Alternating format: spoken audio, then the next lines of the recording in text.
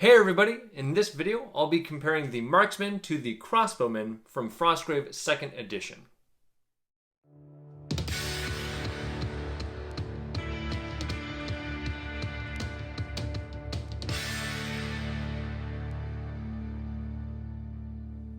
Hey everybody, I'm Alan with Bricks and Blocks Gaming, the channel that plays tabletop games using toy bricks and blocks and discusses the rules and strategies that build the foundation for those games. In the first edition of Frostgrave, the Marksman had the highest shoot stat of any soldier in the game, but in the second edition, its shoot stat was reduced. In my soldier strategy series for first edition soldiers, I rated the Marksman as the best ranged unit in the game simply because it was more accurate and caused more damage than any other ranged soldier. But now, with its change, it brings up the question of which is better, the Marksman or the Crossbowman. To find out, I'll start by looking at the objective information about these soldiers, comparing this information to see if their hiring costs are balanced against each other, discuss how to make best use of their stats and equipment, discuss some other variables to consider, and give my final opinion about them. And you'll want to stick around to the end, as I'll be mentioning another soldier to consider in this discussion. So now, let's make Frostgrave's Marksman and Crossbowman go head-to-head as we get to the bricks and blocks of these two soldiers. For similarities, they're both specialist soldiers, they both carry crossbows, and they both have a shoot value of +2. The advantages of the Marksman are they have a fight stat of +2 instead of +1, they carry a hand weapon instead of a dagger, their armor stat is 12 instead of 11 due to wearing heavy armor, their will stat is +1 instead of +0, and their health is 12 instead of 10. The advantages of the Crossbowmen are they're cheaper at 75 gold crowns instead of 125, and they're faster with a move stat of 6 instead of 5. When it comes to their skills with a crossbow, these two soldiers are the same, so really the comparison has very little to do with their actual ranged abilities, and instead we need to take a look at how they handle other aspects of the battle. First, the improved will stat of the Marksman isn't that significant because many games of Frostgrave see very few will rolls being required, so you might never see this 5% bonus ever come into play.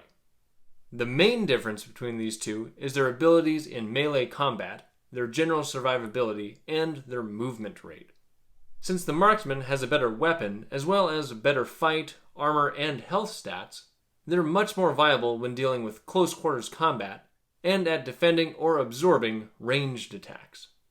However, the one benefit the Crossbowman has is their move of 6 compared to the Marksman's move of 5, and since the goal of Frostgrave is to get to and secure treasure, this is an important advantage for the simple Crossbowman. Looking over the objective data, the cost difference between these two soldiers is justified, as you get a lot more stats and equipment for the extra 50 gold crowns that the Marksman costs.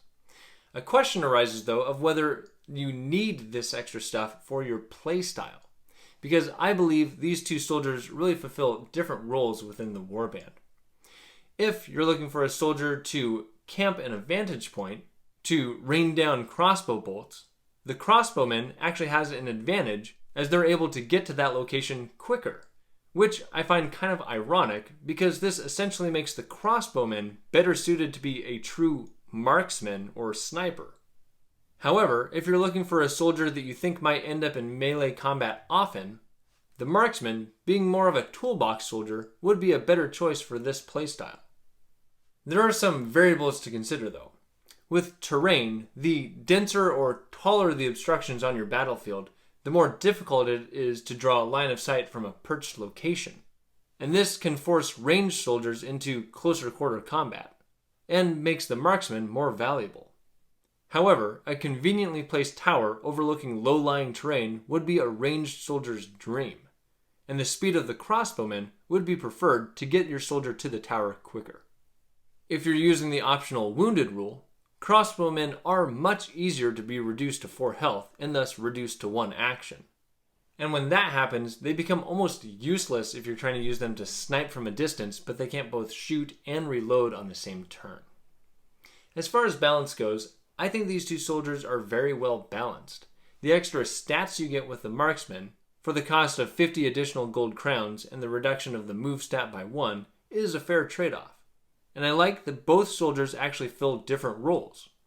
The Crossbowman is quicker, which is sometimes more useful, and the Marksman is more well-rounded, which is sometimes more useful.